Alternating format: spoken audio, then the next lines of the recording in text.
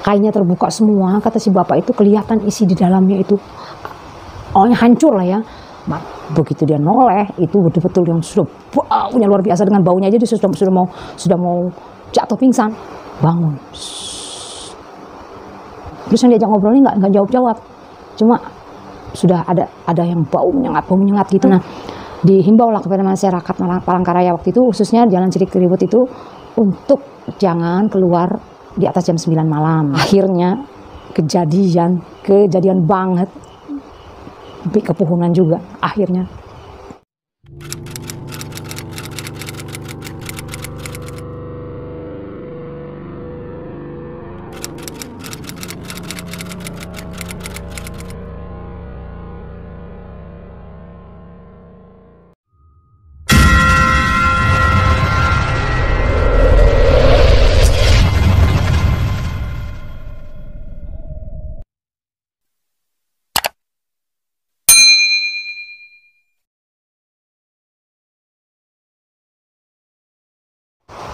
Assalamualaikum warahmatullahi wabarakatuh. Hai semuanya, jumpa lagi bersama Bi di sini di Kisah Bi Emma. Oke, di episode kali ini Bi akan berkisah tentang kisah teror pocong di Kota Palangkaraya. Jadi kejadiannya ini terjadi di Kota Palangkaraya sekitar tahun 95 ya. 95 atau ya sekitar 95 mau 96 rasanya, akhir tahun itu. Nah, kejadian teror pocong ini cukup menggemparkan ya di Kota Palangkaraya. Jadi kejadian itu sampai genting gitu loh, saking terlalu banyaknya orang terteror.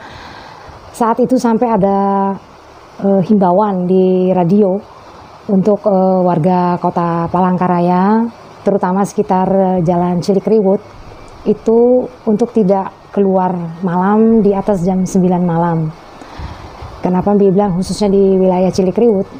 Nah, Cilikriwut itu tuh daerah kuburan.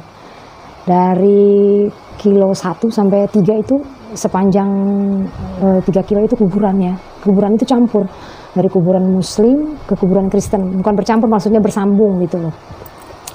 Dan Bi waktu itu tinggal di Jalan Cilikriwut di kilometer 1,5 lah ya, mau kedua.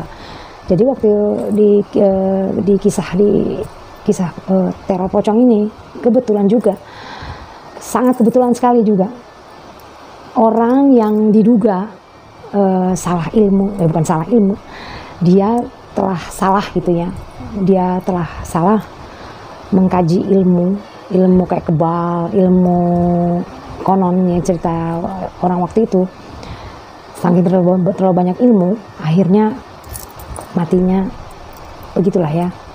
Dia bergentayangan menjadi pocong yang menteror orang-orang, terutama sekitar tempat dia dikubur. Nah, rumah Bi itu di Jalan Cilikriwut itu persis di belakangnya, jadi jarak dari rumah ke kuburan itu cuma 25 meter. Sebelum ditahu ya, waktu itu ada orang dikubur, ya dikuburnya juga malam, sekitar jam 10 malam itu dikubur. Itu lewat samping rumah kan, lewat samping rumah dikubur jam 10 malam, dan itu sudah mulai ada desas-desus, katanya orang berilmu katanya gitu yang meninggal itu. Saat yang dia dikubur itu aja hujan petir mengerikan banget saat itu. Pokoknya kayak apa ya, alam itu ya, kayak nggak seperti biasanya. Nah, ceritanya seperti ini. Tapi sebelum ke cerita, Bi selalu meminta tolong di subscribe channelnya Bi supaya nggak ketinggalan ya kisah-kisah Bi, karena kisah Bi yang lainnya masih banyak banget. Like, komennya juga Bi tunggu, supaya channel Bi bisa lebih bagus lagi ya. Saran-saran atau gimana, silahkan komen ke channelnya Bi. Jadi kisahnya begini. Suatu hari, seperti yang Bi ceritakan, ada orang yang dikubur malam-malam ya, nggak tahu kenapa harus dikubur malam-malam seperti itu. Nah, setelah dia orang itu dikubur, itu ada kayak pasang tenda gitu, di kuburan sudah pasang tenda. Itu orang sampai tengah malam baca, katanya itu baca talqin. Kedengaran suaranya ke rumahnya Bi itu, karena kan dekat banget, jaraknya cuma 25 meter. Itu belum ada kejadian. Tapi suasana seremnya itu udah ada ya. Kedengaran malam-malam suara orang baca-baca kayak gitu. Dan hujan juga nggak berhenti-berhenti, petir juga nggak berhenti-berhenti. Ya orang di kuburan itu ya kehujanan dengan di tendanya itu. Pas kalau nggak salah sih dia sekitar 3 hari ya, orang yang baca talqin itu 3 hari di situ.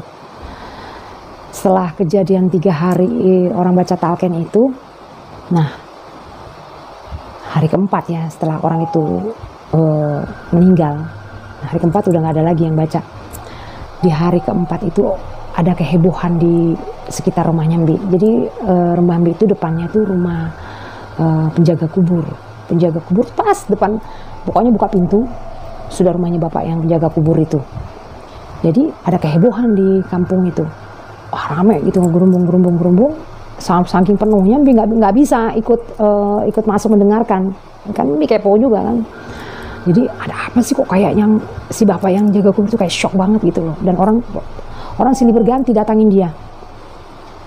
Setelah orang sepi, orang udah pada agak-agak pada pulang ke rumahnya. Terus bapaknya dibaring tempat tidur, pucat mukanya, pucat banget. Ditanya kan, Pak, kenapa Pak? Ada apa Pak? Jadi kata anaknya, bapak lagi nggak bisa diajak ngomong, katanya gitu. Ada apa ini? Sakit ke bapak ini? Jadi Mbi dipanggil anaknya lah yang cerita sama Mbi. Tadi malam bapak itu kan sekitar jam 2 malam sakit perut. Jadi rumah-rumah di situ, jadi kan di situ rumahnya ada bangsalan gitu, termasuk rumah penjaga kubur itu dia berdempetan dengan rumah-rumah bangsalan itu nggak pada punya WC. Jadi karena nggak punya WC itu dibikinkan WC sama RT itu di belakang. Jadi 25 meter dari rumah itu pas di depan kuburan itu. Jadi sebenarnya kuburan itu kalau di posisi tempatnya di belakang, kalau depannya lewat sebelah sana kan. Nah, karena posisi belakang kuburan di situ dibikin WC. WC itu WC umum tuh ada sekitar 10 WC di situ. Jadi WC-nya juga aneh, nggak pakai pintu, pakai gorden aja. Nggak tahu kenapa juga nggak dipintuin. Katanya anaknya pas jam 2 malam bapaknya sakit perut, bapaknya ke WC katanya. Nah, pas bapaknya ke WC, nggak lama dia kata bapaknya sih mencium bau busuk banget, luar biasa bau busuknya. Nggak tahu lagi yang namanya dia mau muntah gitu loh.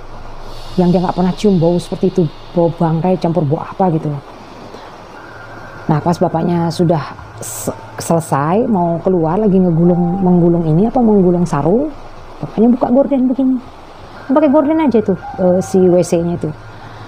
Pas dibuka begini si kain gordennya itu ya, jadi gini ceritanya, jadi di situ kayak ada peraturan kalau gordennya ketutup tandanya ada orangnya. Jadi kalau habis dari WC gorden harus dibuka gitu. Si bapaknya pas buka gorden begini pelan ya buka,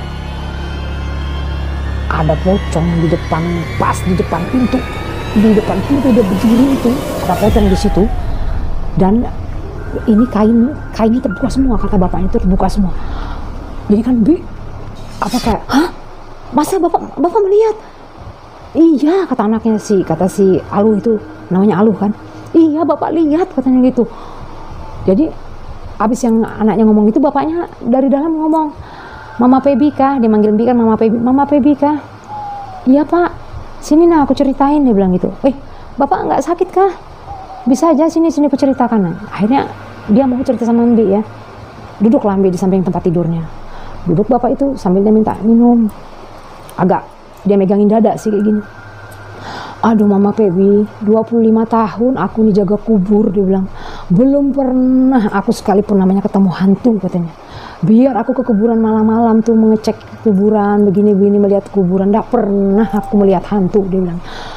Aku baru kali ini melihat, itu pun melihat dekat, dia bilang, melihat pocong terbuka kainnya. Jadi dia nggak yang pakai ikatan kayak gitu, nggak terikat gitu. Kainnya terbuka semua, kata si bapak itu kelihatan isi di dalamnya itu.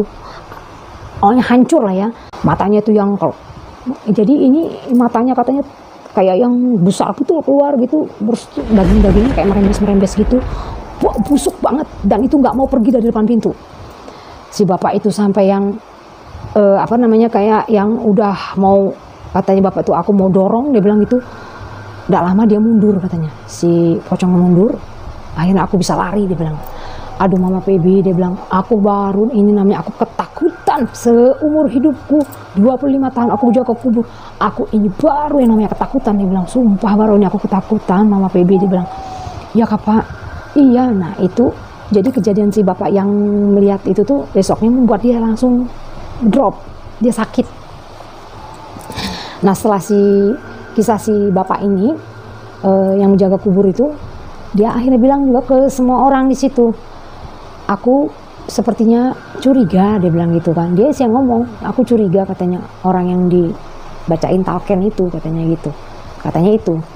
Jadi dia orang-orang yang di situ juga berkisahkan sama Mbi kalau yang dikubur tadi itu setelah nggak dibacain talqin itu, di kuburannya itu setiap malam katanya, setiap malam tuh ada kayak kucing atau apa tuh selalu ada di situ, kucing warna hitam itu. Kata orang yang paling dekat di situ, yang jaraknya cuma 5 meter, yang dia buka pintu dapur, dia buka jendela dapurnya udah kuburan, jadi kelihatan. Nah yang aneh juga kuburannya itu paling belakang gitu loh, jadi dekat banget sama kita. Akhirnya keesokan harinya ya di kampungnya Mbi itu ada kehebohan lagi. Setelah itu lihat orang pada ngumpul kan di depan gang itu, Mbi ke depan gitu loh, ngelihat ada apa sih orang ngumpul lagi. Sudah kejadian bapak yang kemarin itu kan ada lagi kejadiannya nih, tapi belum terlalu curiga kalau masih berhubungan. Ternyata di depan itu kan biasanya ibu yang nasi kuning itu kalau jualan kan pagi banget jam 6. Nah dia biasanya kalau bawa barang-barang dagangannya itu, rumahnya kan jauh di belakang, dia bawa barang dagangannya itu biasanya dia jam-jam dari mulai startnya jam 4 subuh dia udah bawa ya barang-barang ke depan. Nah waktu dia mau menuju ke depan, jadi antara kuburan Kristen sama kuburan Muslim itu ada jalanan tengah-tengahnya itu. Nah dia lewat di jalan yang tengah itu kiri kanannya kuburan loh. Dia waktu sudah mau hampir sampai depan tempat dia jualan itu, di situ dia ngelihat ada sesuatu yang terhampar gitu loh, warna putih. Menurut cerita dia, setelah dia sadar ya, dia itu melihat seperti spray gitu loh, seperti spray. Dia semakin dekat sih dekat banget. Kalau cerita dia tuh dekat banget. Ibu itu tuh nggak nyangka sama sekali gitu loh, karena kan waktu itu belum terlalu heboh ya kan. Nggak lama dia diam memperhatikan itu spray apa bukan. Kata dia tiba-tiba spraynya itu bangun. Nah berhadapan lah dia. Itu dia sudah shock banget, sudah nggak bisa bergerak itu karena kaget gitu katanya, nggak nyangka sama sekali. Yang dia sangka itu spray, berdiri tinggi besar katanya, dan sama lagi kayak gitu. Jadi tipenya yang terbuka semua, dilihatkan ke berhadap-hadapan, terbuka semua, di tengah-tengahnya tuh terlihat semuanya. Ya Mbi lupa ya di situ kejadian seperti apa, cuma seingat Mbi dia pingsan dan ada orang yang kebetulan mau ke depan lihat ibu itu. Dia tahu ibu itu karena rumahnya jauh ke belakang, dia bawalah ke depan. Ya itu dia tempat yang dia jualan itu, dia di situ dibawa ke situ sampai dia sadar, sampai dia bercerita, dan dia sampai shock. Sampai berapa hari dia nggak mau jualan, cukup lama ya dia nggak mau jualan lagi. Itu kejadian kedua ya. Dan selanjutnya kejadian-kejadian yang cukup mengerikan itu terjadi. Jadi ke depan jalan raya rumahnya Mbi kan, kalau ke belakang kuburan, kalau ke depan jalan raya ke seberangnya itu makam pahlawan. Jadi di Cilikriwut itu seluruh kuburan itulah ada di situ. Di depan seberang jalan tempat rumah Mbi itu makam pahlawan di situ. Nah ada orang berboncengan gitu ya. Itu konon ceritanya gitu sih waktu itu. Tapi itu waktu itu kejadiannya malam. Nah saat dia itu berboncengan, dia kan ngajak ngobrol, sambil ngobrol katanya, ambil ngobrol. Terus yang diajak ngobrol ini nggak jawab-jawab, cuma sudah ada yang bau menyengat gitu. Dia katanya sih dia stop, cuma dia memang curiga banget. Nggak lama habis di stop, noleh lah dia begini. Begitu dia noleh, itu betul-betul yang sudah baunya luar biasa. Dengan baunya aja dia sudah mau jatuhkan. Dia betul-betul bertatapan, jatuhlah di jalanan. Nah kejadian itu terjadinya sekitar jam 1 malam. Dia itu mau pulang, rumah dia tuh sekitar di kilo 7, jadi pasti melewati jalan Cilikriwut. Jam 1 malam dia berboncengan itu. seandainya waktu itu ramai lalu lintas, bisa dipastikan dia bisa terlindas itu di tengah jalan, jalan protokol, jalan besar itu. Jadi kejadian itu kita yang di situ kan tahu semua di sampai wilayah ke kilometer 3, berulang-ulang setiap malam ada aja pokoknya yang orang ditemuin di jalanan. Ya pokoknya banyak ya, nggak bisa diceritain satu-satu di sini. Tapi yang paling ingat banget ya tetangga sih ya. Tetangga tuh gimana yang baru aja melihat, ada yang dia nggak berhadapan tapi dia melihat gitu, melintas. Itu rumahnya nggak jauh dari Mbi, sangat dekat banget. Nanti ada yang cerita, aku waktu mau pergi ke dapur aku lihat loh, katanya. Lihat gimana? Ya karena waktu itu ada kayak suara-suara apa gitu ya, dia curiga gitu ya. Itu rumahnya nggak jauh loh, dekat banget. Jadi dia buka jendela gitu aja, rumahnya udah yang dibilang yang dia kelihatan itu, dia ngintip di lubang angin. Itu betul-betul jalan, wah kayak gitu. Nggak berapa kali melintas gitu. Dia nggak menteror dia, cuma dia lewat gitu. Itu tetangga dekat itu, 3 rumah dari Mbi itu. Nah pokoknya namanya tetangga di sekitar Mbi itu rata-rata sudah semua gitu ya melihat. Ada juga yang pas dia mau pulang dari mana gitu ya, dari jauh udah lihat dia belok gitu. Kadang ada yang sampai nggak balik ke rumahnya, dia kemana pergi, saking dia mau masuk ke wilayah situ udah ada gitu loh.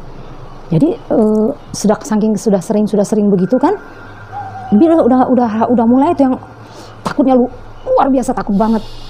Karena kan orang-orang sekitar kan udah pada bukan didatangin, ada yang berhadapan bertemu, ada yang kejadian di depan yang ibu nasi kuning, ada yang tetangga yang dekat rumah Mbi itu. Terus banyak yang tetangga tuh banyak banget. Nah suatu hari kan Mbi itu jalan ya, naik angkot gitu loh sama anaknya Mbi. Nah begitu naik angkot itu, di dalam angkot tuh ramai orang cerita.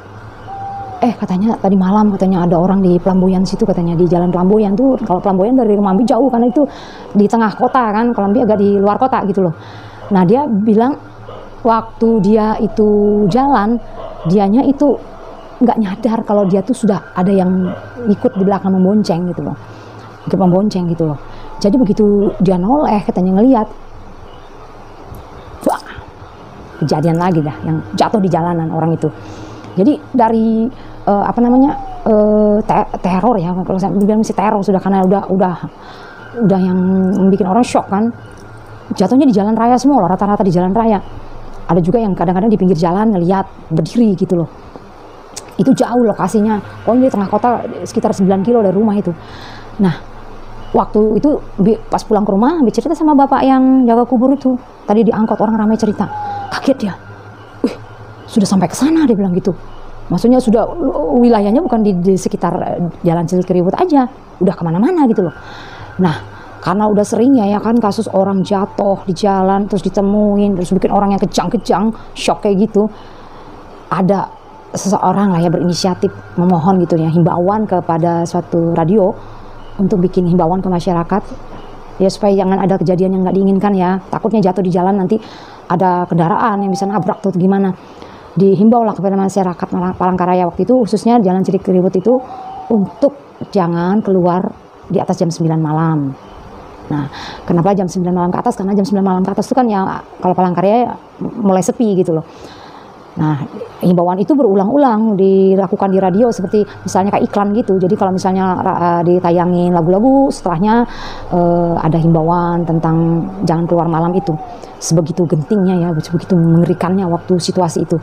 Nah ada juga waktu itu Bi kan ngerasa gitu ya, yang kok nih tetangga sudah semua begini gitu kan, yang mulai yang shock, ketakutan gitu.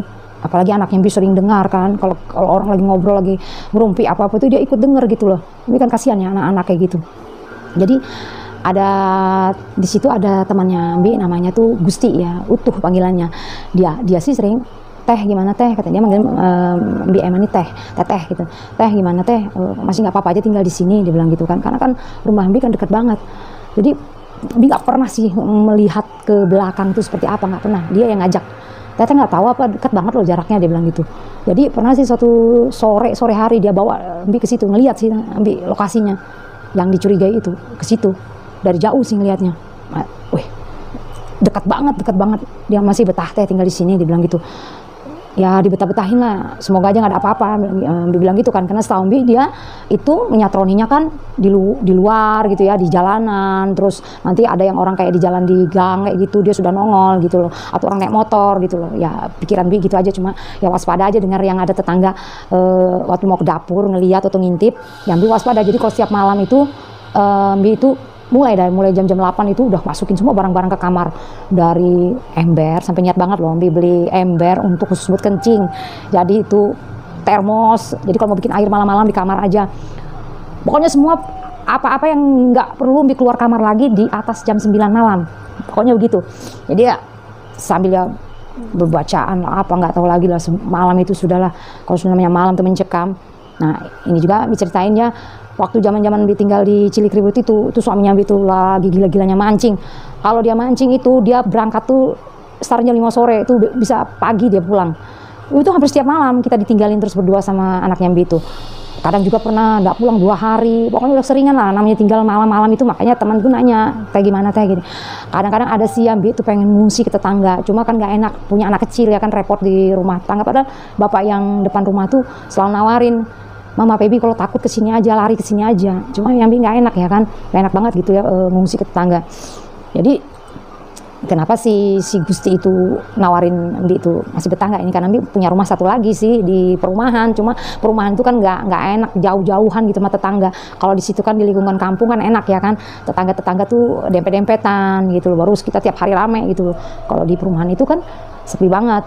Jadi kenapa dia omongin gitu, dia udah ada perasaan gak enak juga, karena tahu Mbi sering berduaan aja sama anak Mbi di rumah, lagi lokasinya dekat banget sama yang kuburan itu, yang diduga itu gitu loh. Jadi oh ya, yang namanya Gusti itu dia juga termasuk takut loh. Biasanya orang yang suka keluyuran malam itu, dia aja takut, nggak pernah dia keluyuran lagi. Pokoknya dia jam 9 tuh udah dalam rumah aja, udah nggak mau kemana-mana dianya. Jadi saat suatu hari ya, saat ya yang lagi parah-parahnya, genting-gentingnya, lagi hebohnya, yang lagi sering-seringnya tuh si pocong melintas berkeliaran, menemui orang melihat segala macam, mencelakakan orang di jalan, jatuh. Nah ada suatu malam itu, ntar ya Mbak ingat tuh jam 6 sore tuh suami Mbi mancing. Jadi waktu mau pergi mancing dia tanya kapan pulangnya, dia bilang ya pagi, dia bilang itu pulangnya. Kalau dapat ikannya cepat dia pulangnya cepat, dia bilang gitu. Terus saat dia pamit pergi, anaknya Mbi itu ngomong gini, nggak usah takut mah, nggak usah takut katanya gitu. Dia kan tahu Mbi ini ketakutan, karena kalau Mbi ngobrol sama tetangga aja dia tahu ekspresi Mbi ini ketakutan. Aduh aku gimana ini, aku gimana kayak gitu kan. Dia bilang, Mama Pebi yang penting jangan keluar rumah aja, dia bilang gitu, di dalam aja begini-begini. Makanya itu inisiatif masuk ke kamar tidur itu udah nggak keluar ke dapur kemana nggak. Jadi anaknya Mbi itu kan saking tahu Mbi ini ketakutan. Mama udah takut katanya gitu. Nanti kalau pocongnya datang Pebi marahin katanya gitu. Hus jangan ngomong gitu. Sambil yang takut kan dia ngomongnya kayak gitu. Hus jangan ngomong kayak gitu ya. Nggak boleh ngomong kayak gitu. Dia diam kan. Dia Mbi marahin gitu. Nggak lama berangkatlah suami Mbi. Jadi sekitar jam 7 itu ada sih mau cepet-cepet aja ke kamar, karena saat itu juga suasananya kalau udah malam tuh sepinya banget semenjak ada teror gentayangan itu. Cilikriwut tuh sepi banget. Riuh-riuh orang tuh nggak ada sama sekali. Ibaratnya kalau ada ada kayak kucing aja lewat tuh kedengaran langkahnya. Jadi suatu malam itu kan sekitar jam 7 tuh dia udah mau beresin ke kamar semua kan, udah mau ini. Malam itu memang aneh banget, anehnya luar biasa banget. Jadi apa ya, Mbi itu kalau merasakan sesuatu yang lain tuh di sini nih udah membesar gitu rasanya, yang kayak nyetrum di sini. Bentar-bentar Mbi noleh nih. Kalau apalagi kalau ke dapur waktu beresin barang-barang, ngambil ember tuh pas dapurnya juga untuk kayak ngambil perkakas tuh ada yang agak terbuka langitnya gitu loh. Dan kelihatan langit gitu, nggak ada atapnya. Jadi sambil melihat kayak gitu terus noleh itu ada yang perasaan yang ngeri banget. Jadi ayo cepet masuk kamar cepet bilang gitu. Jadi rasanya itu belum jam 9, jam 8 tuh aja udah beres masuk ke kamar semua perkakas sudah lengkap semua, ibarat nggak ada lagi namanya bisa keluar kamar tuh. Nah nggak lupa waktu itu Mbi itu pasang ini di pintu kamar, niat banget loh Mbi bikin siang-siang tuh Mbi udah bikin untuk palang pintu itu untuk bisa nyelot masukin sapu ijuk, karena itu cerita mama juga sih. Mama tuh suka cerita-cerita yang kayak gini-gini tuh ya, nyeritain zaman mama apa masih kecil, suka diceritain kalau di daerah Kalimantan tuh kadang-kadang banyak orang yang apa ngilmu gitu, nggak lama kalau udah meninggal nanti jadi hantu katanya. Ya rumah tuh suka dipalangin pakai sapu ijuk. Ya Bi ikut aja kayak gitu ya. Enggak, pokoknya jam 8 ini kalau sudah mama pasang sapu ketambi ke anak tuh ya kita nggak keluar kamar lagi. Nah itu sudah ininya ya, karena sudah ngerasa yang nggak enaknya gitu loh. Jadi pas sekitar jam berapa ya itu, oh iya kayak angin yang kencang itu kayak yang kayak ke atap rumah tuh kayak blubuk gitu. Pokoknya suasana malam itu aneh banget pokoknya. Tuh Bi udah yang duduk kayak tepakur gitu loh di dalam kamar itu, ketakutan. Tapi dalam hati sih ya, selama kita nggak keluar rumah ya nggak apa-apa kali, di dalam aja sambil kita harus berdoa, bacaan doa lah ininya, menjaganya gitu loh. Dan akhirnya nggak pernah disangka, nggak pernah sama sekali sampai jadi begitu, nggak nyangka sama sekali.